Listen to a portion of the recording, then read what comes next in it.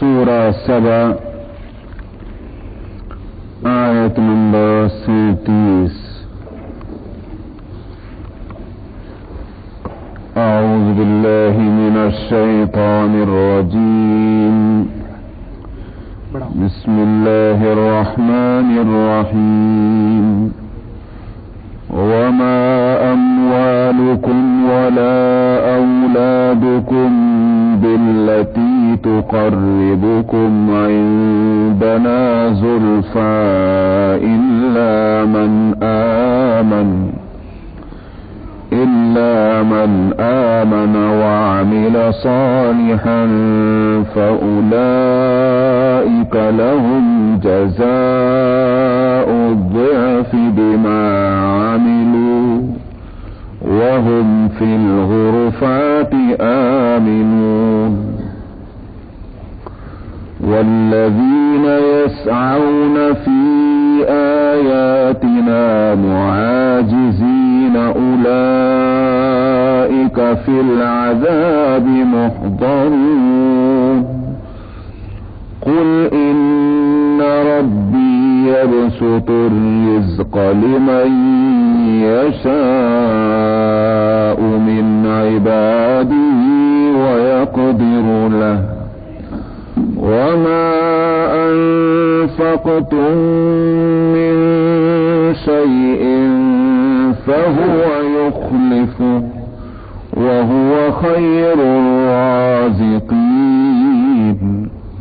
ويوم يحشرهم جميعا ثم يقول للملائكة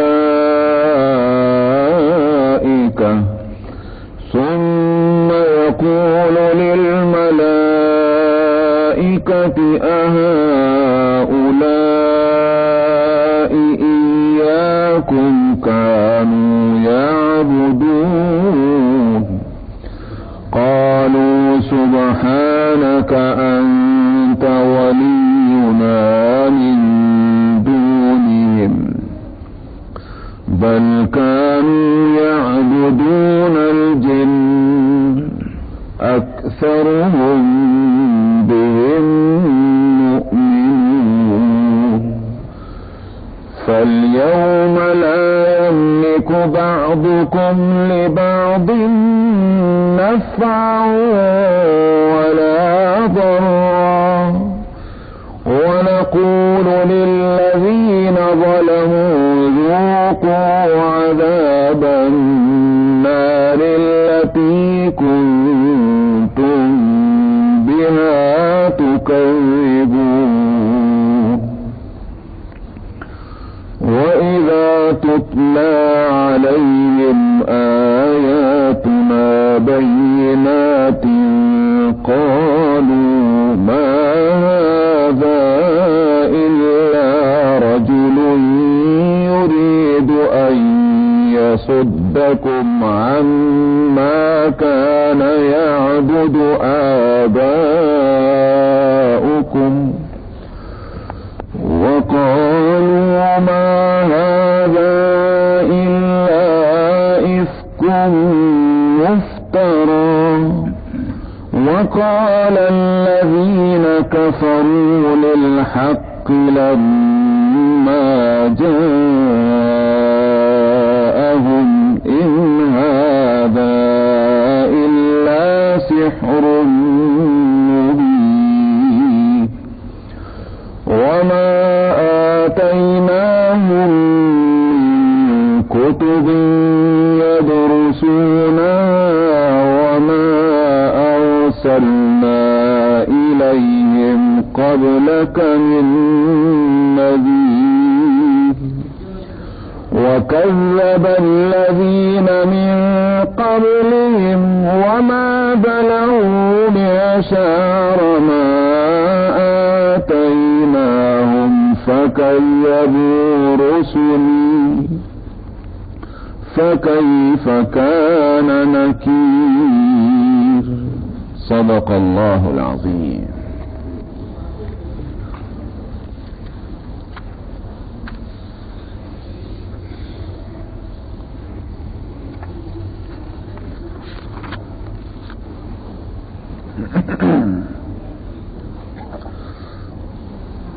آیت نمبر 35 میں فرمایا تھا کہ وَقَالُوا نَحْنُ أَكْثَرُ أَمْوَالًا وَأَوْلَادًا وَمَا نَحْنُ بِمُعَذَّبِينَ. ان کا یہ خیال یا ان کا قول نقل کیا یہ تھا کہ وہ دنیا اور آخرت میں اپنی کامیابی کے واسطے ایک دلیل دیا کرتے تھے کہ ہم مال اور اولاد کے لحاظ سے تم سب سے زیادہ کامیاب ہیں، لہذا دین میں بھی ہم کامیاب جیسے دنیا میں کامیاب، اور ہم چونکہ دین اور دنیا دونوں میں کامیاب، لہذا عذاب میں ہم نہیں تم ہو عذاب میں، یہاں بھی اور آخرت میں بھی. یہ ان کی ایک دلیل تھی. قرآن پاک نے اس میں اللہ سبحانہ و تعالی نے جواب دیا تھا آیت نمبر 36 میں قل ان ربی یبسط الرزق لمن یشاء ویقدر، کہ رزق کی تقسیم سے پیغمبر سب سے زیادہ مالدار ہونے چاہیے تھے اور سب سے زیادہ صاحب اولاد ہونے چاہیے تھے. معلوم ہوا کہ مال اور اولاد کی تقسیم کی بنا مقبولیت اور عدم مقبولیت نہیں، اس کی اور حکمتیں ہیں جس کو اللہ بہتر جانتے ہیں. یہ جواب وہاں دیا گیا تھا. اب یہاں فرماتے ہیں کہ ولادکم باللتی تقربکم عندنا زلفا، کہ جیسے ایک تو صورت یہ کہ مال اور اولاد عذاب سے بچانے والی نہیں، اسی کے ساتھ یہ دوسری بات بھی کہی جا رہی ہے کہ مال اور اولاد نہ صرف یہ کہ عذاب سے نہیں کہ یہاں درجے کو بھی بلند نہیں کرتی. یہ بھی نہیں ہوگا کہ صاحب ٹھیک ہے ہم عذاب سے نہیں بچتے، اس کا رزلٹ نہیں نکلتا، لیکن پازیٹو رزلٹ نکل سکتا ہے، مثبت اس کا نتیجہ نکلتا ہے کہ مال اور اولاد کی وجہ سے اللہ کی ہمارا درجہ بڑھ جائے گا. فرمایا کہ یہ بھی نہیں ہوگا. وما اموالکم ولا اولادکم، اور تمہارے مال اور نہ تمہارے اولاد ایسے ہیں کہ جو تمہارے درجے کو اللہ کے ہمارے نزدیک بڑھا دیں. باللتی تقربکم عندنا زلفا الا من آمن وعمل صالحا، مگر جو ایمان لے ہوگی تب بھی ایمان اور عمل کی بنیاد پر. درجہ اگر بلند ہوگا ترقی ہوگی وہ بھی ایمان اور عمل کی بنیاد پر. اور اس کے لیے اصول ہمارے یہاں یہ ہے کہ جتنا عمل کیا اتنا ہی اس کے مطابق بدلہ نہیں ہوگا، بدلہ اس عمل کی جزا مقرر، مگر ہماری طرف سے اس مقرر جزا سے بھی زیادہ ملے گا. تو یہ ایک اس سلسلے میں اصول بھی ہے. تو ایک معنی تو یہ ہے کہ ہمارے یہاں پوچھ جو ہے وہ ہے ایمان اور عمل کی، مال اور اولاد کی نہیں. لیکن اس کے ایک دوسرے معنی بھی ہے، اور دوسرے معنی یہ ہے کہ مال اور اولاد درجے کی بلندی نہیں کرا سکتے مگر ان کی کہ جن کے پاس ایمان اور عمل صالح ہے. ایمان اور عمل صالح والوں کے واسطے ہی ان کی اولاد اور ان کے مال جو ہیں وہ درجے کی بلندی کرا سکتے ہیں. کیوں؟ اس واسطے کہ جس کے پاس ایمان ہوگا اور عمل صالح ہوگا، اس کے ایمان اور عمل صالح کی مکمل ہونے کی صورت یہ ہے کہ اگر مال ہے تو مال نہ ناجائز طریقے سے آیا ہوا ہوگا نہ ناجائز مصرف میں اس کا استعمال ہوتا ہوا ہوگا. سمجھا؟ اسی طرح سے اگر اللہ نے اس کو اولاد دی اس بندے کو کہ جس کا ایمان اور عمل اس کا صالح ہے اور ایمان اس کا درست ہے، تو اس کی اولاد کے تعلق سے اس پر جو حقوق آتے ہیں اس میں کوئی کوتاہی نہیں کرے گا. اور جب کوتاہی نہیں کرے گا اس کی تربیت اور تعلیم کے تعلق سے، تو اولاد بھی اس راستے پر چلے گی جس راستے پر اس کا باپ اور اس کی ماں جو نیک ہیں ایمان اور عمل صالح والے. تو یہ اولاد مال بھی اس کی ترقی کا ذریعہ بنا اور یہ اولاد بھی اس کی ترقی کا ذریعہ بن گیا. جیسا کہ حدیث میں آتا ہے، نبی کریم صلی اللہ علیہ وسلم نے ارشاد فرمایا کہ اذا مات الانسان انقطع عمله، کہ جب کسی انسان کا انتقال ہو جاتا ہے، مر جاتا ہے، تو اس کے عمل کا سلسلہ ختم. زندگی ہے تو عمل بھی ہے، موت آ گئی تو زندگی ختم، عمل بھی ختم، ایکشن ختم ہو جاتا. لیکن تین چیزیں وہ ہیں کہ مرے بعد بھی وہ ختم نہیں ہوتے، وہ باقی رہتے ہیں، سلسلہ چلتا رہتا ہے. سلسلہ چل رہا ہے تو اس کا اجر بھی اس کو برابر مل رہا ہے، اس لیے کہ عمل جاری ہے. عمل والا تو مر گیا مگر عمل جاری ہے. وہ تین چیزیں کیا ہیں؟ آپ نے فرمایا صدقۃ جاریۃ. ایک تو ان میں سے وہ صدقہ ہے کہ جس کا فائدہ تابیر ہے، رہنے والا ہے، یہ نہیں کھا پی کے ہضم کر لیا گیا، وہ بھی صدقہ ہے. کسی غریب کو آپ کھانا کھلا دیجیے، یہ بھی ایک صدقہ ہے. لیکن ظاہر ہے کہ یہ اس کی مدت اس کے بہت مختصر ہے. جتنی دیر میں نہیں کھا سکا اس وقت تک ہوا، اور کھا لیا پی لیا ہضم ہو گیا، صدقہ ختم ہو گیا. یہ بھی ایک فائدے کی صورت ہے. لیکن ایک صدقہ ایسا ہے کہ خرچ کرنے والے نے جس وقت خرچ کیا وہ، اور جس کے واسطے خرچ کیا، صرف انہی کو نہیں بلکہ اس جیسے بہت سے انسانوں کو اس کا فائدہ ہو رہا ہے. مثال کے طور پر ایک شخص نے مسجد بنا دی، تو مسجد بنائی تو مسجد میں ایک آدمی کا ایک وقت میں فائدہ تھوڑے کہ خالی ظہر کی نماز کا فائدہ ہو گیا، بلکہ یہ کہ اس سے ہزاروں انسان فائدہ اٹھا رہے ہیں. جب تک وہ مسجد جو ہے روئے زمین پر قائم ہے، جب تک لوگ اس میں نماز پڑھتے رہیں گے، تب تک اس کا یہ عمل جاری رہے گا. فرمایا کہ اللہ صدقۃ جاریہ وعلم ينتفع به. دوسری چیز وہ علم ہے کہ جس سے لوگ فائدہ اٹھائیں. علم کبھی ختم نہیں ہوا کرتا.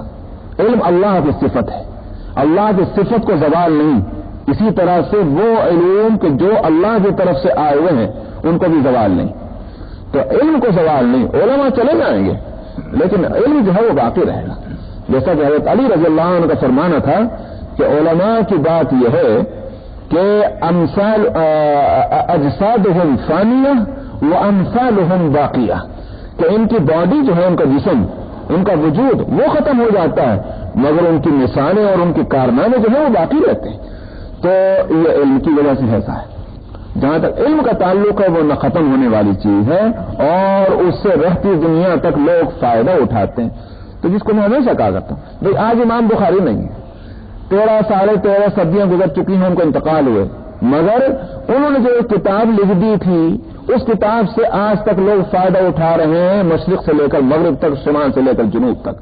سمجھ میں آیا؟ اسی طرح سے امام ابو حنیفہ، امام شافعی، امام مالک، امام احمد ابن حنبل رحمہ اللہ، اور اسی طرح دوسرے حضرات کی جنہوں نے دین کے اندر اپنے ترکے میں علم چھوڑا ہے دین کے تعلق سے، تو اس سے لوگ فائدہ اٹھا رہے ہیں. فرمایا کہ وَعِلْمٌ يُنْتَفَعُ بِهِ. دوسری چیز وہ ہے.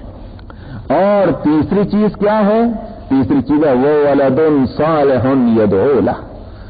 مرنے والا مر گیا مگر اپنی تربیت سے ایسی اولاد چھوڑ گیا ہے کہ مرے بعد بھی وہ اس کے لیے روز دعائیں مغفرت کرتے ہیں. اے اللہ ہمارا رب اجعلنی مقیم الصلاۃ ومن ذریتی، کیا ہے رب اجعلنی مقیم الصلاۃ ومن ذریتی ربنا وتقبل دعا ربنا اغفر لی ولوالدی وللمؤمنین یوم یقوم الحساب. جہاں اپنے لیے ہاتھ اٹھاتا ہے اپنی دنیا اور آخرت کی کامیابی کے لیے، وہ اپنے ماں باپ کو نہیں بھولتا. بلکہ بعض سے بندگان خدا وہ ہیں کہ جو اپنے سے پہلے اپنے ماں باپ کے لیے دعائیں کرتے ہیں. سمجھ میں اپنی دعا بعد میں، ماں باپ کی دعا پہلے، ماں باپ کے حق میں. وَوَلَدٌ صَالِحٌ يَدْعُو لَهُ. تو جب تک کہ یہ اولاد زندہ ہے، ماں باپ کا عمل جو ہے وہ ختم نہیں ہوا، یہ اولاد دعا کرتی رہے گی اور ماں باپ کا عمل قرار پا کر کے ان کو اس کا اجر ملتا رہے گا. اسی واسطے فقہا کہتے ہیں کہ اپنے بچوں کو نیکیوں کا عادی بناؤ. اس لیے نہیں کہ وہ مکلف ہیں، ابھی تو نابالغ ہیں، لیکن جو وہ نیکی کریں گے اس نابالغی کی عمر میں اس کا ثواب تم کو ملے گا، اس لیے کہ تمہاری محنت کے نتیجے میں وہ عمل کر رہے ہیں. اگرچہ ان کا عمل جو ہے وہ مکلف ہونے اور گویوں کا یہ کہ وہ جو ایک اہلیت ہوتی ہے عمل کی اس سے پہلے کا عمل ہے، لیکن یہ عمل سب کا سب کاؤنٹ ہوگا ماں باپ کے حق میں، تو ماں باپ کو اس کا اجر ملے گا. بچوں نے نماز پڑھی، ماں باپ کو ثواب مل رہا ہے، بشرطے کہ ماں باپ کی تربیت کے نتیجے میں ایسا ہو رہا. بچوں نے روزے رکھے، ماں باپ کو اس کا ثواب ملا. بچوں نے قرآن شریف پڑھا، ماں باپ کو اس کا ثواب ملا، بشرطے کہ ماں باپ کی توجہ اور محنتوں سے ایسا ہو رہا ہو. تو وَوَلَدٌ صَالِحٌ يَدْعُو لَهُ، کیونکہ اس کی محنت کے نتیجے میں یہ ولد صالح ہوا ہے، اس واسطے یہ ماں باپ ہی کا عمل ہے اور یہ باقی رہے گا، اس کا اجر بھی باقی رہے گا. تو یہاں الا من آمن وعمل صالحا کے معنی یہ ہو گئے کہ مال اور اولاد کسی کے درجے کو بڑھا نہیں سکتا اللہ کے یہاں، مگر ایمان والے اور عمل صالح والے جو ہیں ان کے درجے کو بڑھا سکتا ہے مال اور اولاد یا اس کی کثرت. فرمایا کہ فاولئک لهم جزاء الضعف بما عملوا. یہاں چونکہ بالکل معنی بدل گئے لہذا اب اس کا حصہ ان کے واسطے دوہرا عذاب ہوگا، دوہرا اللہ معاف کرے، ان کے واسطے دوہرا جو ہے ثواب ہوگا. کہنے کا دوہرا ضعف کے معنی آتے ہیں دگنے کے، دگنا ثواب. کیوں ہے دگنا ثواب؟ ایک تو اس لیے کہ خود انہوں نے نیکی کی، ان کا ثواب ملے گا. ان کی نیکی کے نتیجے میں اولاد سربرست ہوئی، اس کا بھی ثواب ان کو ملے گا، دوہرا ثواب ہو گیا۔ فرمایا کہ فَأُولَٰئِكَ لَهُمْ جَزَاءُ الضِّعْفِ بِمَا عَمِلُوا، یہی وہ لوگ ہیں کہ جن کو دوہرا اجر اور دوہرا ثواب ملے گا، بوجہ کہ انہوں نے محنت کی ہے۔ اتفاق سے نہیں ہو گیا، میں نے اسی لیے وہ لفظ کہا کہ اولاد نیک ہے ماں باپ کی محنت کے نتیجے میں، یہ نہیں کہ ماں باپ نے تو بگاڑنے کی پوری کوشش کر لی، مگر بچوں کو اللہ نے ایسا شعور دیا، ایسی سمجھ دی، یا کسی اور کی نصیحت کا ایسا اثر پڑا کہ ماں باپ کے بگاڑنے کے باوجود اولاد صحیح نکل آئی، اس کا کوئی اجر ماں باپ کو نہیں ملے گا۔ بما عملوا فرمایا کہ چونکہ انہوں نے محنت کی ہے اس واسطے ان کو دوہرا اجر ملے گا۔ اچھا، اولاد کے تعلق سے تو یہ ہے، اور مال کے تعلق سے یہ ہے کہ صاحب ایک طرف تو مال کمایا، مال کمانے میں حلال اور حرام کا امتیاز کیا، اس حد تک خود ان کی نیکی ہے، اس کا ثواب ان کو ملنا ہے۔ جب خرچ کرنے پر آئے تو اس خرچ کرنے میں بھی اس کی رعایت کی کہ اللہ کس سے راضی ہوتے ہیں، کس سے ناراض ہوتے ہیں، اس کا بھی ثواب ان کو ملا، اور پھر جب صحیح مصرف میں اس کا استعمال ہوا اور اس کے نتائج جو دوسروں کے حق میں بہتر نکلے، اس کا ثواب بھی اسی کو ملے گا۔ سمجھ آئی نہیں جاتی ہے؟ تو اس واسطے مال کے تعلق سے بھی دوہرا ثواب اور اولاد کے تعلق سے بھی دوہرا ثواب ملے گا ایمان اور عمل صالح والوں کو۔ وَهُمْ فِي الْغُرُفَاتِ آمِنُونَ، یہاں دنیا میں ایسے انسان کو بڑے جوکھے ہیں، بڑی محنتیں کرنی پڑتی ہیں، بڑی پریشانیاں اٹھانی پڑتی ہیں، ہر موقع پر دیکھنا پڑتا ہے یہ حلال ہے کہ حرام ہے۔ اگر شاپنگ سینٹر میں فوڈ اسٹور میں جا کر کے کھانے پینے کی چیز خریدتا ہے، آدھا گھنٹہ سامان خریدنے میں آدھا گھنٹہ اس بات میں لگاتا ہے کہ اس میں انگریڈینٹ اس کے کیا ہے، کون سی چیز حلال ہے کون سی چیز حرام ہے۔ یہ درد سری کیوں کر رہا ہے؟ اس بات سے کر رہا ہے کہ اللہ مجھ سے ناراض نہ ہو جائے، ورنہ تو یہ کہ دنیا میں ہزاروں انسان ہے کہ جو حلال اور حرام کی تمیز کے بغیر آتے ہیں، مزے اڑاتے ہیں، لیکن یہ اپنے مزے کو قربان کر رہا ہے اس لیے کہ اللہ سبحانہ و تعالی ناراض نہ ہو جائے۔ کتنی تکلیف اس نے اٹھائی ہوگی؟ فرمایا کہ یہاں کی تکلیف اٹھانے والا، یہاں کی پریشانیاں جھیلنے والا قیامت میں کیا ہوگا؟ وَهُمْ فِي الْغُرُفَاتِ آمِنُونَ، وہاں کوٹھی بنگلوں میں امن سے بیٹھے رہیں گے۔ غرفات غرفے کی جمع ہے، وہ کہتے ہیں بالا خانوں کو، وہ جو ہے دوسری منزل یا تیسری منزل یا چوتھی منزل، وہ ایک تو یہ کہ جو زیادہ اچھی بلڈنگیں ہوتی ہیں، قیمتی ہوتی ہیں، وہ کئی منزل کی ہوتی ہیں ایک اعتبار سے بھی، دوسرا یہ کہ بھائی زیادہ صاف ستھری آب و ہوا اوپر کی منزلوں کی ہوتی ہے، اس واسطے بالا خانوں کو یہاں بطور نعمت کے بتایا گیا۔ وَهُمْ فِي الْغُرُفَاتِ آمِنُونَ، اور وہ بالا خانوں کے اندر امن کے ساتھ چین کے ساتھ وہ رہیں گے، دنیا کی تکلیف کا بدلہ وہاں ملے گا ان کو۔ وَالَّذِينَ يَسْعَوْنَ فِي آيَاتِنَا مُعَاجِزِينَ أُولَٰئِكَ فِي الْعَذَابِ مُحْضَرُونَ، ان کے مقابلے میں وہ لوگ کہ جنہوں نے ہماری آیتوں میں تھکا دینے والا بن کر، عاجز کر دینے والا بن کر کے انہوں نے بڑی مخالفانہ محنتیں اور کوششیں کی تھی، پورا زور لگا لیا تھا کہ دین نہ چلے، دینداروں کی کوششیں بارآور نہ ہوں، پیغمبروں اور پیغمبر کے جانشینوں کی محنتیں رائگاں ہو جائیں، ان کا جو ہے وہ چودراہٹ باقی رہے اور ان کی دنیا داری پر آنچ نہ آنے پائے۔ جنہوں نے اس طرح کی کوشش کی تھی، فرمایا کہ اولئک فی العذاب محضرون، یہ عذاب میں ان کو کھینچ کر لایا جائے گا۔ محضرون حاضر ہونے، یہ حاضر کیے جائیں گے اور یہ بچ نہیں سکتے عذاب سے۔ قل ان ربی یبسط الرزق لمن یشاء من عباده ویقدر له، آپ کہہ دیجیے بلا شبہ میرا رب وہ ہے کہ جو رزق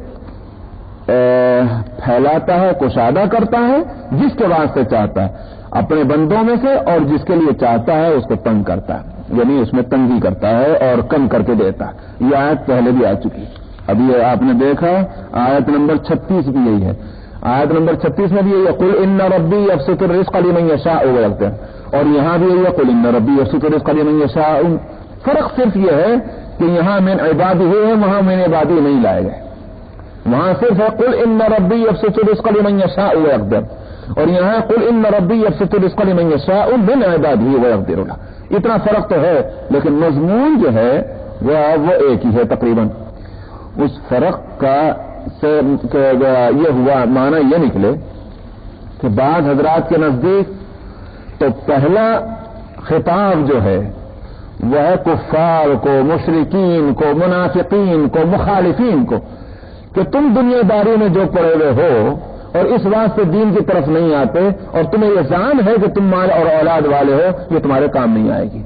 اللہ کی یہ تقسیم جو ہے وہ کسی اور بنیاد پر ہے، وہاں تو وہ مخاطب ہے، اور یہاں مخاطب ہے مومنین کہ اے ایمان والو تم بھی سن لو کہ قل ان ربی یبسط الرزق، آپ کہہ دیجئے کہ بلا شبہ میرا رب ہی رزق کو میں افراد کرتا ہے، کشادگی کرتا ہے اور وہ تنگی۔ کیا مطلب؟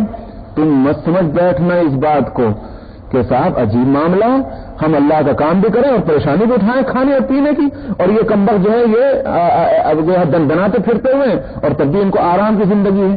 میں کہ یہ تم بھی سن لو اس بات کو اچھی طرح سے کہ یہ اللہ کی تقسیم ہے، اس میں یہ مت سمجھ بیٹھنا کہ تم مقبول نہیں ہو اللہ کے نزدیک اور تمہارا عمل رائے گا جانے والا ہے، یہی کفار اللہ کے نزدیک مقبول ہیں۔ تو یہاں مسلمانوں کو بتانا، اسی بات سے لفظ لائے ہیں من عبادی، کیونکہ مسلمان مخاطب ہیں کہ اپنے بندوں میں سے بھی، اس کا مطلب یہ ہوا کہ جس طرح کفار کے اندر کوئی غریب ہے اور کوئی امیر ہے اور وہ تقسیم کسی اور بنیاد پر ہے، اسی طرح مسلمانوں کے اندر بھی تقسیم کسی اور بنیاد پر ہے۔ مسلمانوں میں بھی کوئی یوں نہ سمجھ بیٹھے فلانے صاحب تو بڑے پکے مسلمان، بڑے کامیاب ہے، کیوں؟ اس واسطے کہ ان کے یہاں تو کوٹھی بنگلے ہیں، اور بھائی فلانا بیچارہ جو ہے وہ بہت معمولی قسم کا مسلمان ہے، کیوں؟ اس واسطے کہ غریب ہے۔ تو تم بھی اس بات کو سمجھ لو کہ ایمان کے بعد بھی تقسیم اللہ سبحانہ و تعالیٰ کی یہاں مؤمن بندوں میں اس بنیاد پر نہیں ہوتی، من عبادی کا لفظ نہ ہے۔ بعض مفسرین نے فرمایا کہ پہلے قل ان ربی یبسط الرزق لمن یشاء، وہاں تو مراد ہے نوع انسانی بحیثیت وہ نوع کے، یا یوں کہیے کمیونٹی بحیثیت کمیونٹی کے، کہ اے قوم انسان تم سن لو اس بات کو کہ تمہارے اندر جو طبقاتی تقسیم ہے وہ کسی مقبولیت کی وجہ سے نہیں، اور یہاں خطاب ہے پرٹیکولر افراد کو، یہ مطلب یہ انڈیویجول، سن لو ایک ایک فرد کے اندر تمہارے جو فرق ہے وہ اس بنی۔ تیسرے معنی کیا ہے؟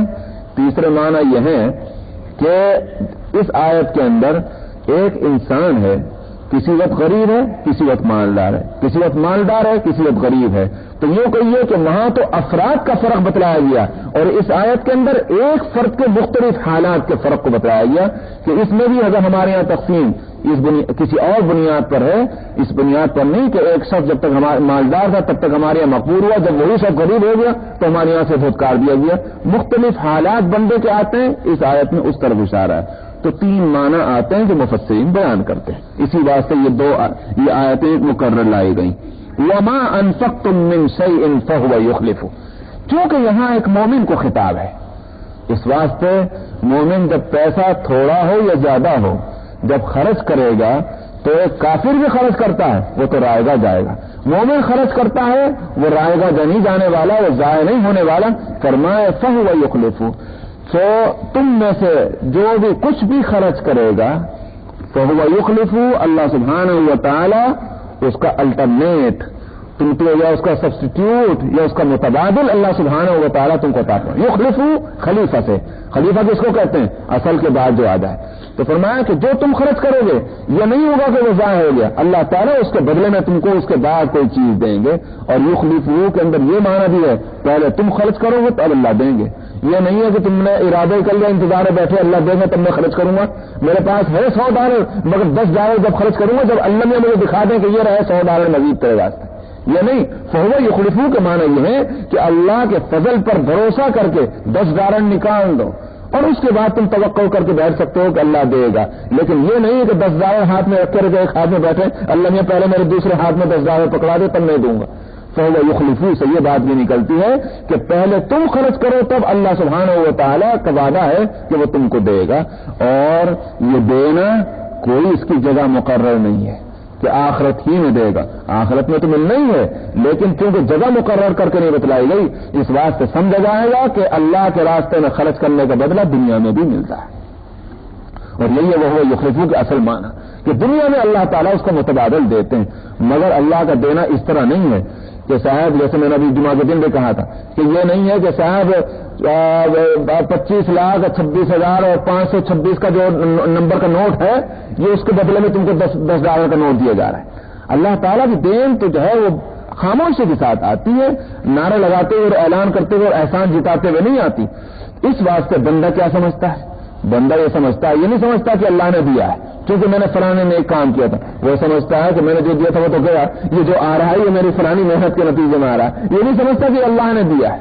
تو اللہ کا وعدہ ہے کہ فَهُوَ يُخْلِفُ، جو تم خرچ کرو گے اس کو اللہ سبحانہ و تعالیٰ دنیا ہی میں اس کا بدلہ عطا فرمائیں گے. وَهُوَ خَيْرُ الرَّازِقِينَ، اور وہ بہترین دینے والا ہے. وَيَوْمَ يَحْشُرُهُمْ جَمِيعًا ثُمَّ يَقُولُ لِلْمَلَائِكَةِ أَهَؤُلَاءِ إِيَّاكُمْ كَانُوا يَعْبُدُونَ. یہاں سے پھر وہ قیامت کا ایک واقعہ بیان کیا جا رہا ہے کہ وہاں مقدسین اور مقربین کا بھی جو ہے پیتا پانی ہوتا ہوگا. ہما شما کی تو کیا حیثیت ہے، وہاں مقربین کے بھی پر جلتے ہوں گے. فرمایا کہ وہ فرشتے کہ جن سے زیادہ مقدس مخلوق اس کائنات میں کوئی نہیں، اس کو سب مانتے ہیں. اسی واسطے فرشتوں کو اللہ کی بیٹیاں قرار دیا. کیوں؟ اس واسطے کہ سب بہت مقدس ہیں تو اللہ کی بیٹیاں ہیں.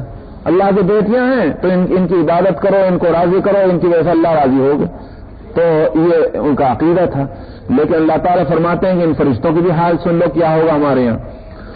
تو جب ان سب کو جمع کیا جائے گا، حشر برپا ہوگا، ثم یقول للملائکہ، پھر اللہ تعالیٰ فرشتوں سے فرمائے گا اہؤلاء ایاکم کانوا یعبدون، کیا جی یہ لوگ تمہاری ہی عبادت کیا کرتے تھے؟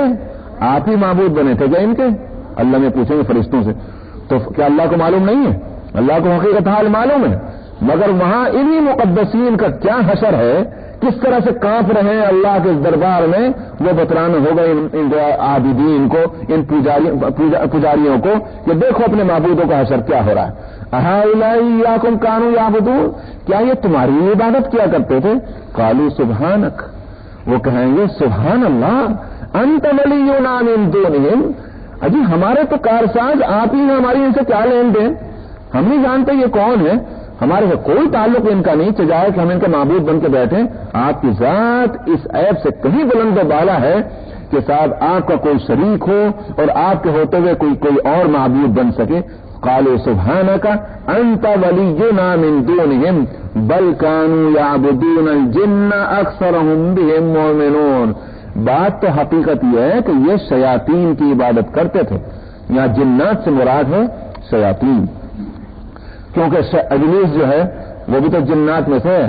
جہاں حضرت آدم علیہ السلام کا جہاں تذکرہ ہے کہ فسجدوا الا ابلیس کان من الجن، ابلیس جو ہے وہ جنات میں سے ہے. تو چونکہ سارے شیاطین کا سرغنہ ابلیس ہے، جب وہ جنات میں سے ہوا تو تمام شیاطین کو جنات میں سے کہہ دیا گیا.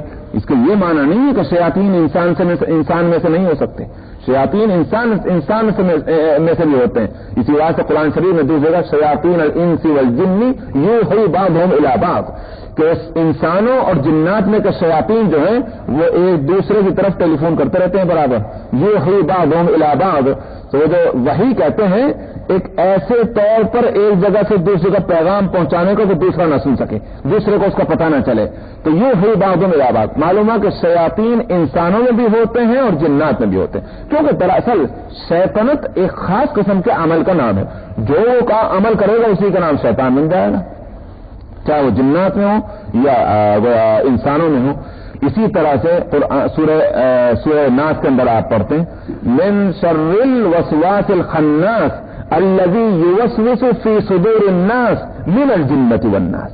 وہاں جو پناہ چاہی گئی ہے کہ جو دلوں کے اندر وسوسے ڈالتا ہے، کون؟ جنات میں سے اور انسانوں میں سے. معلوم ہوا کہ وسوسے ڈالنا جیسے جنات کا کام ہے، انسانوں کا بھی عمل ہے کہ کسی کے خیالات کو بگاڑنا، کسی کی سوچ کو غلط راہ پر ڈال دینا، اسی کا نام وسوسہ ہے. یہ کام انسان بھی کرتے ہیں اور یہ کام جنات بھی کرتے ہیں. تو میں نے کہا کہ شیاطین تو انسانوں میں سے بھی ہوتے ہیں، جنات میں سے بھی، لیکن یہاں جنات کا لفظ اس لیے لایا کہ بھائی لیڈر کیونکہ ان کا جو ہے وہ جنات میں سے، لہذا سب کو اسی طرح منسوب کر دیا. فرمایا کہ بل کانوا یعبدون الجن، بلکہ یہ جنات کی عبادت کرتے تھے. یہاں جنات کی عبادت کا لفظ اس لیے لائے کہ حالانکہ مشرکین بلا شبہ فرشتوں کی عبادت کرتے تھے، فرشتوں کے بت بنے ہوئے تھے ان کے ہاں. لیکن فرشتے کو یہ جواب دیں گے، وہ یہ کہیں گے کہ ہم نے تھوڑی کہا تھا ان سے کہ ہماری عبادت کرو، ہم ان سے بالکل بے تعلق ہیں. دراصل شیاطین نے ان کو اس راستے پر ڈالا تھا کہ اللہ کے علاوہ دوسرے کی عبادت کریں، چاہے وہ ہم ہی کیوں نہ ہو. تو شیاطین کے کہنے میں آ کر کے انہوں نے عبادت کی، اس لیے دراصل پجاری کس کے ہوئے؟ شیاطین کے. ہم تو نہیں کہنے گئے تھے ان سے خدا بندہ کہ تم ہماری عبادت کرو، اس بات سے ان کے اصل معبود ہوئے وہ شیاطین، اگرچہ صورتاً ہماری عبادت کر رہے تھے، ہم ان سے بالکل بے تعلق ہیں. اکثرهم بهم مومنون، فرمایا ان میں کی میجارٹی ان لوگوں کی ہے کہ جو شیاطین پر یقین رکھتے ہیں. ان کی بات بڑی اچھی لگتی ہے ان کو، اور باقی دوسروں کی بات وہ نہیں اچھی لگتی ان کو، تو اس بات سے ان کی بات مان کر کے انہوں نے ہماری عبادت کی تھی، ہم بے قصور ہیں. فَالْيَوْمَ لَا يَمْلِكُ بَعْضُكُمْ لِبَعْضٍ نَفْعًا وَلَا ضَرًّا، سو آج کے دن تم میں سے کوئی کسی کے نفع نقصان کا مالک نہ ہوگا، نہ کسی کو نقصان پہنچا سکے گا نہ نفع پہنچا سکے گا. آج جو فیصلہ ہے نفع و نقصان کا وہ اللہ کے اختیار میں ہے. بلکہ ظالم سے مراد قرآن کی زبان میں وہ شخص ہے گنہگار ہے، کیونکہ گناہ کیا اس نے، گناہ کر کے کیسے ظالم بن گیا؟ اس واسطے کہ گناہ کر کے اللہ کے حق کو اس نے ختم کیا. اور آپ اس بات کو مانتے ہیں کسی کے حق کو مارنے والا ظالم ہے، تو اس نے اللہ کے حق کو چیزیں تلف کیا، اس لیے اس سے بڑھ کر کون ظالم ہوگا؟ بلکہ حقیقت یہ ہے کہ کسی انسان کو قتل کرنے والا اگر ظالم ہے، کیوں؟ اس واسطے کہ اس نے اس انسان کی زندگی کا حق سلب کیا، وہاں اس کے اندر یہ پہلو بھی ہے ظالم ہونے کا کہ اللہ سبحانہ و تعالی کا جو یہ حق تھا، اللہ کا جو یہ حکم تھا کہ کسی کو ناروا قتل مت کرنا، اس نے اللہ کے حکم کو توڑ کر بھی ظالم بننے کی کوشش کی ہے. اسی طرح کوئی انسان اگر اللہ نماز نہیں پڑھتا، روزہ نہیں رکھتا، زکوٰۃ نہیں دیتا، اور جتنے گناہ کے ہیں اللہ کے حقوق سے متعلق وہ گناہ کرتا، یہ بھی ظالم ہے. تو قرآن کی زبان میں الذین ظلموا سے مراد وہ لوگ ہیں کہ جو اللہ کی نافرمانی کرتے ہیں. فرمایا کہ اور ہم کہیں گے ظالموں سے چکھو عذاب جہنم کا، التی کنتم بہا تکذبون، وہی جہنم کہ جس کو تم دنیا میں جھٹلاتے تھے. جو کہتے تھے کوئی جہنم وانم نہیں. کتنے لوگ ہیں اورینٹلسٹ اور دوسرے لوگ وہ کہتے ہیں جہنم محض ڈراوا ہے، ورنہ اصل میں جو کچھ ہے وہ دنیا میں ہے. جنت کا مطلب کیا ہے؟ دنیا کی زندگی بہت آرام سے گزر گئی. جہنم کا مطلب کیا ہے؟ بڑی تکلیفوں سے گزر گئی. ورنہ ہے سبھی دنیا ہی، یہ سب مولویوں کی باتیں ہیں کہ صاحب مرے بعد کوئی جنت ہوگی جہنم ہوگی. کنتم بہا تکذبون، لوگ یہ وہی جہنم ہے کہ جس کو تم دنیا میں چھٹلایا کرتے تھے، اب اس کے عذاب کا مزہ چکھو. وَإِذَا تُتْلَىٰ عَلَيْهِمْ آيَاتُنَا بَيِّنَاتٍ قَالُوا مَا هَٰذَا إِلَّا رَجُلٌ يُرِيدُ أَن يَصُدَّكُمْ. فرمایا اور جب ان کے اوپر ہماری آیتیں جو کھلی کھلی آیتیں ہیں وہ تلاوت کی جاتی ہیں، پڑھی جاتی ہیں، قالوا ما هذا، یوں کہتے ہیں ارے بھائی سنو تو صحیح، یہ آدمی جو ہے یہ جو قرآن پڑھ کر کے سنا رہا ہے اس کے سوا کوئی مقصد نہیں ہے کہ تمہیں تمہارے راستے سے ہٹا دے. تمہارے بزرگوں سے جو راستہ چلا رہا ہے چلتا ہوا، جس پر تم صدیوں سے ایک عمل کر رہے ہو، اس کا مقصد اس کے سوا اور کچھ نہیں کہ تمہیں اس راستے تھا. تو یہ ہمیشہ کی بات رہی ہے. گمراہ پسندوں کے یہاں کبھی بھی اپنی گمراہی کے لیے کوئی دلیل نہ ہوئی، نہ نقلی نہ عقلی. ان کے پاس ایک ہی دلیل ہے کہ باپ دادا سے یہ طریقہ چلا آتا ہے. تو آج یہ بہت سے لوگ مسلمان ہونے کے باوجود ان کی اگر کسی غلطی میں مبتلا ہیں، آپ ان کو بھائی بات غلط ہے، ارے بھائی سبحان اللہ آپ کہاں سے آ گئے بات غلط کہنے والے؟ کہ ہمارے ابا ہمارے دادا ہمارے پردادا سب غلط تھے؟ یہ کون سی دلیل ہے؟ فرمایا کہ اما کان یعبد آباؤکم، ان کا مقصد اس کے سوا اور کچھ نہیں ہے کہ تمہیں اس راستے سے روک دیں کہ جس راستے پر چلتے ہوئے تمہارے باپ دادا عبادت کیا کرتے تھے.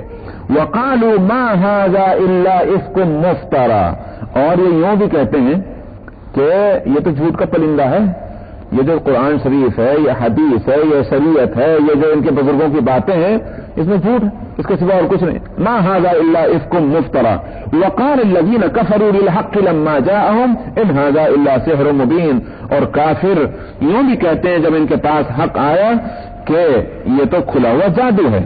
وما آتيناهم من كتب يدرسونها وما ارسلنا اليهم قبلك من نذير. فرمایا کہ بھائی کسی اگر میڈیکل سائنس کا کوئی مسئلہ ہو تو اس کے بارے میں فیصلہ کرنے کا کس کو حق ہے؟ غلط ہے کہ صحیح ہے؟ ظاہر ہے کہ ڈاکٹرز کو. انجینئرنگ کا مسئلہ ہے تو اس کے بارے میں غلط اور صحیح فیصلہ کرنے کا اور تبصرہ کرنے کا اور کریٹیسائز کرنے کا حق کس کو ہے؟ انجینئرز کو. لیکن میرے جیسے ایک انسان کہ انجینئرنگ کی ای سے بھی واقف نہیں اور میڈیکل سائنس کے ایم سے بھی واقف نہیں، میرے جیسے ایک انسان اٹھے اور میڈیکل تھیوری کے اوپر اپنا فیصلہ سنا دے کہ یہ غلط اور یہ صحیح، آپ کیا کہیں گے؟ آپ ہوتے کون ہے صاحب آپ یہ فرمانے والے؟ دنیا کا قاعدہ ہے۔ تو یہاں اللہ تعالیٰ یہ فرماتے ہیں کہ ان ظالموں کو کے پاس کتاب اللہ اس سے پہلے کبھی نہیں آئی، ان کے پاس انبیاء نہیں آئے، یہ نہیں جانتے کیا ہوتا ہے نبی، یہ نہیں جانتے کیسی ہوتی ہے اللہ کی کتاب، اور اللہ کی کتاب اور نبی کی شریعت کے بارے میں فیصلہ سنا دیتے ہیں جادو ہے۔ بھئی آپ کو یہ فن نہیں آتا تو آپ کیسے کہہ رہے ہیں کہ یہ جادو ہے؟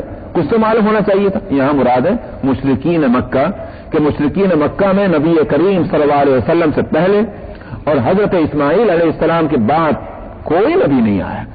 اس واسطے یہ صدیوں کا جو فاصلہ گزر چکا ہے، یہ ایسا ہے کہ جیسے یہ کہا جائے کہ کوئی نبی کوئی بھی نہیں آیا، کبھی بھی نبی کہا جا سکتا ہے، اس لیے کہ ہزاروں سال کا فاصلہ ہے حضرت اسماعیل اور نبی کریم صلی اللہ علیہ وسلم کے درمیان۔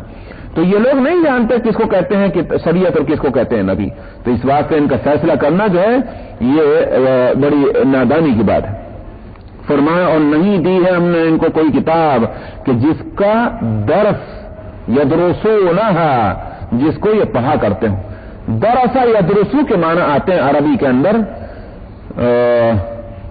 آپ نے کہیں ہندوستان میں دیکھا کبھی یہ پاکستان میں جب کسان غلہ کاٹتا ہے کھیت سے تو وہ ایک جگہ ڈھیر لگا دیتا ہے اور اس کے اوپر وہ بیلوں کو چلاتا ہے، وہ بیل چل چل کے کیا کرتے ہیں، اس کا بھوسا الگ اور دانے اس کے اندر جو ہے وہ نکلتے ہیں، تو میں کھلیان جس کو بولتے ہیں، کھلیانوں کے اوپر بیلوں کو گھماتے دیکھا نہیں دیکھا؟ یہی ہے درس۔ درسا یدرسو کے معنی یہی ہے کہ اس طرح سے کسی چیز کو رون دینا کہ وہ اس کا جو ہے چورا بن جائے، یہ ہے درس۔ اسی واسطے جب کوئی چیز بالکل ختم اور ناپید ہو جاتی ہے تو اس کو بولتے ہیں یہ مندرس ہو گئی، ختم ہو گئی۔ تو درس بھی دراصل اسی سے بنتا ہے کہ آدمی کسی چیز کو اس طرح سے پڑھے پوری توجہ اور پوری محنت کے ساتھ کہ وہ ایسا ہو جائے کہ جیسے رون دیا گیا ہے، اس میں سے کوئی چیز اس نے چھوڑا ہی نہیں، تو اسی کو درس کہتے ہیں۔ محض واز سن لینے کا نام درس نہیں ہے، اس کو کوئی نہیں کہنے کا کہ صاحب ہم نے درس لے لیا، نہ واز کہنے والے نے درس پڑھایا ہے اور نہ واز سننے والوں نے پڑھا ہے، اس کا نام درس ہے ہی نہیں۔ درس ہوتا ہے کہ جب کلاس روم کے اندر ایک اسٹوڈنٹ بیٹھتا ہے، ایک ٹیچر بیٹھتا ہے اور وہاں جو ہے جس طرح سے پڑھایا جاتا ہے اور طالب علم چلنے نہیں دیتا ٹیچر کو جب تک کہ وہ ہندی کی چندی نہ کر لے، وہاں دراصل اس کا نام ہے درس۔ تو یدرسونہا، ایک تو ویسے ہی کتاب کو ہم جیسے لوگ قرآن شریف پڑھ جاتے ہیں کہ صاحب عالمون طالبوں کے سبق کو سمجھ میں نہیں آتا کہ ہو کیا رہا ہے، یہ نہیں درس ہے۔ کتاب کو اس طرح سے پڑھیں کہ جس کو واقعتاً درس کہا جائے، اس طرح تو انہوں نے کسی کتاب کو آج تک پڑھا ہی نہیں، تو پھر ان کو فیصلہ کرنے کا کیا حق ہے؟ معلوم یہ ہوا کہ آج ہم جیسے لوگ جو قرآن اور حدیث کے تعلق سے فیصلہ صادق فرما دیتے ہیں اور اپنے اجتہادات کو اس میں بہت بڑے ہمت کے ساتھ اس میں یہ ہم کو حق نہیں ہے۔ یدرسونہا، قرآن اور حدیث اور مسائل فقہ کے تعلق سے اسی کو کوئی بات کہنے کا حق ہے کہ جس نے اس کو باقاعدگی کے ساتھ درس کے طریقے پر حاصل کیا ہو، انہی کا فیصلہ یا انہی کے رائے کوئی معتبر ہو سکتی ہے، ہر کس و ناقص کی نہیں۔ یدرسونہا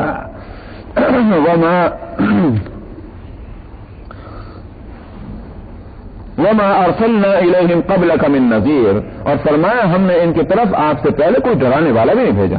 تو میں نے کہا کہ ہمارے تو اسماعیل علیہ السلام آ چکے تھے، مگر اسماعیل علیہ السلام نبی کریم صلی اللہ علیہ وسلم کے درمیان میں کئی ہزار سال کا فاصلہ ہے، تو یہ کہا جائے گا کہ ہم نے کوئی بھی ان کے اندر پیغمبر نہیں بھیجا۔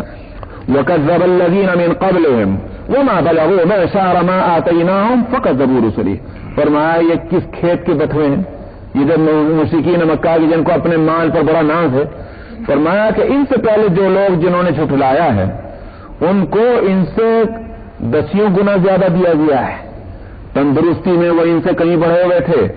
دیکھ لو قوم عاد کو، کہ قوم عاد کی طاقت اور قوت کا یہ عالم بتلایا جاتا ہے کہ اپنے ہاتھوں سے زمین پر گڑے ہوئے درخت کو ہلا کر کے اکھاڑ کے پھینک دیتے، سمجھ میں آیا؟ جن کی طاقت اور قوت کا یہ عالم۔ اسی طرح سے مال کے اعتبار سے قارون سے بڑا تو تم میں سے، قارون کے برابر بھی کوئی تم میں مالدار نہیں ہے، کہ جس کا ان مفاتحہ لتنوء بالعصبۃ اولي القوة، کہ جس کے خزانوں کا یہ عالم تھا کہ اس کے خزانوں کی چابیاں جو ہیں ایک بڑی طاقت والی ایک جماعت اٹھایا کرتی تھی، ایک آدمی کا بس کا نہیں تھا اس خزانوں کی چابیاں اٹھانا، جس کے مال کا یہ عالم تھا۔ تم کیا اس کے برابر کے مالدار ہو؟ لیکن کیا ہوا، ان جھٹلانے والوں کا انجام کیا ہوگا؟ نہ فرعون جیسی سیاسی طاقت والا رہ سکا، نہ قارون جیسی مال والی طاقت والا رہ سکا، نہ عاد والی قوم عاد والے بدن کی طاقت والا دنیا میں رہ سکا۔ جھٹلانے والوں کا انجام تمہارے سامنے ہے۔ وَكَذَّبَ الَّذِينَ مِن قَبْلِهِمْ وَمَا بَلَغُوا مَعْشَارَ مَا آتَيْنَاهُمْ، اور نہیں پہنچے ہیں یہ دسواں حصہ بھی اس کا کہ جو ان سے پہلے لوگوں کو ہم دے چکے ہیں۔ فَكَذَّبُوا رُسُلِي، آج ہم دنیا میں لوگ کہا کرتے ہیں نا، آپ نے سنا ہوگا، اجی پہلے دنیا تو بڑی سادہ تھی، اب تو دنیا بہت ترقی کر گئی۔ یہ اس سے بڑھ کر ناواقفیت کچھ ہے ہی نہیں۔ اپنی دنیا اپنے ہم لوگ کنویں کے مینڈک ہیں، ہم یہ سمجھتے ہیں کہ بس یہی دنیا ہے۔ حقیقت یہ ہے کہ ہر زمانے کے اندر دنیا انسان نے ترقی کی ہے، تمدن ہر زمانے کے اندر ترقی پذیر رہا ہے۔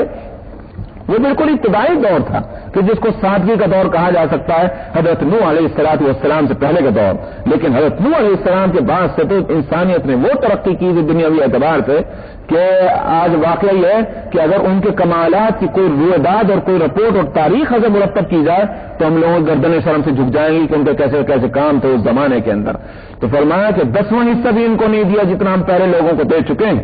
فَكَذَّبُوا رُسُلِي، تو انہوں نے ہمارے پیغمبروں کو جھٹلایا۔ فَكَيْفَ كَانَ نَكِيرٌ، انکار کرنے والوں کا کیسا انجام ہوا وہ تم بھی خوب جانتے ہو۔ کہاں فرعون، کہاں گیا قارون اور کہاں گئی قوم عاد اور سمود، تم خوب اچھی طرح جانتے ہو۔ اس واسطے اپنے اس مال اور دولت کی کثرت پر تم لوگ غرہ کر کے پیغمبر کا مقابلہ کرنا اور اللہ کی اور اللہ کے رسول کی باتوں کو نہ سننا یہ مناسب نہیں۔ اگر یہ ہے کہ اللہ کی قوت پر تمہاری نظر ہونی چاہیے۔ وآخر دعوانا الحمدللہ۔ سبع آیت نمبر 46، اور اس قرآن اس مصحف میں اس کا صفحہ ہے 1148۔ اعوذ باللہ من الشیطان الرجیم، بسم اللہ الرحمن الرحیم۔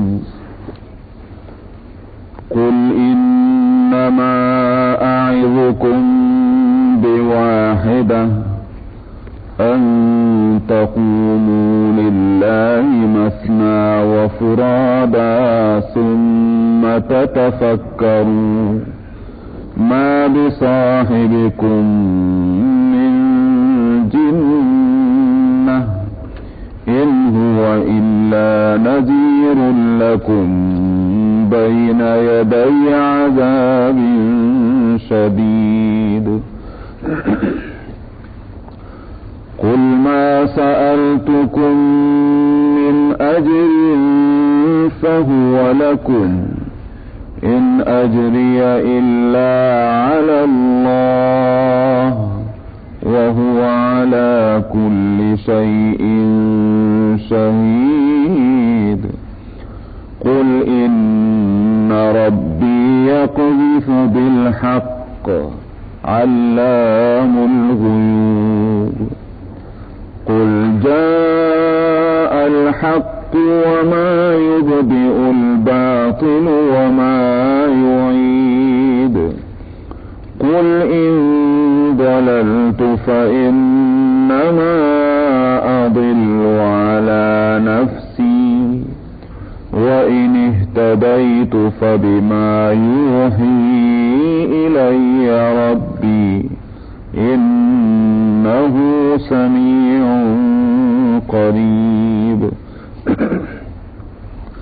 ولو ترى إذ فزعوا فلا فوت وأخذوا من مكان قريب وقالوا آمنا به وأنى لهم التناوش من مكان بعيد وقد كفروا به من قبل ويقذفون بالغيب من مكان بعيد وحيل بينهم وبين ما يشتهون كما فعل بأشياعهم من قبل إنهم كانوا في شك